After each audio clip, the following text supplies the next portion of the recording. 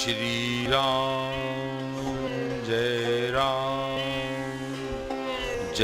जय राम। श्री राम जय जय राम। बोलिए सच्चिदानंद भगवान की जय। भगवान का जन्म एक ऐसा अद्भुत संयोग है, जब कभी भी पृथ्वी पर पाप अत्याचार बड़ा है तो किसी ना किसी रूप में भगवान ने अवतरण लिया है, अवतार धारण किया है। कृष्ण कोई व्यक्तित्व नहीं है, कृष्ण कोई अस्तित्व भी नहीं है।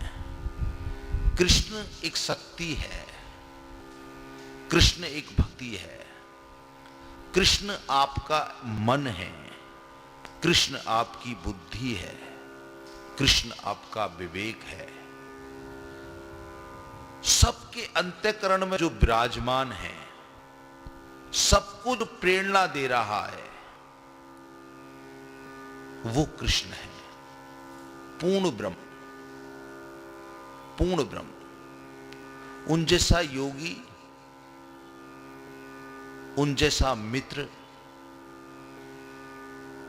उन जैसा गुरु, भगवान श्री कृष्ण जैसी मित्रता अर्जुन के साथ निभाई, रथ भी चलाया, सुदामा के साथ निभाई। उन जैसा सुंदर स्वरूप भगवान श्री कृष्ण पूर्ण शक्तियों के साथ ब्रह्म ने जो अवतार लिया, वो शक्ति भगवान श्री कृष्ण है। संसार में जितने भी जीव हैं सब अल्प अंश हैं, यदि कोई पूर्ण है तो वो भगवान श्री कृष्ण। उनके लिए श्लोक आता है, पूर्णमदम पूर्णमिदम पूर्णात् पूर्णमुदच्यते पूर्णस्य पूर्णमादाय पूर्णमेवावशिष्यते। संसार अल्प अंश है, यदि कोई पूर्ण है तो भगवान श्री कृष्ण। उन्होंने कहा है मैं पूर्ण हूं। उस पूर्णता को प्राप्त करने के लिए, उस पूर्णता का दर्शन करने के लिए, उस पूर्णता का अनुभव करने के लिए, उस पूर्णता की छवि को अपने हृदय में पवित्रता से धारण करने के लिए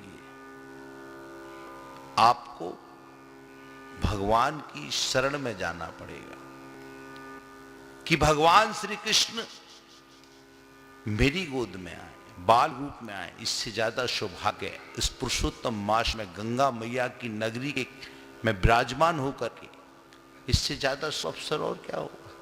जो भक्त नहीं आए हैं यहाँ पर, जो हमारे शिष्य हैं, हमारे भक्त हैं, जो इस कथा में सहयोगी बने, यजमान बने, वो आज ये महसूस करेंगे कि हमारे गुरुदेव, क्योंकि गुरु ब्रह्मा गुरु विष्णु गुरु देव महेश्वरा, गुरु साक्षात परब्रह्म तस्मै श्री गुरुवे नमः।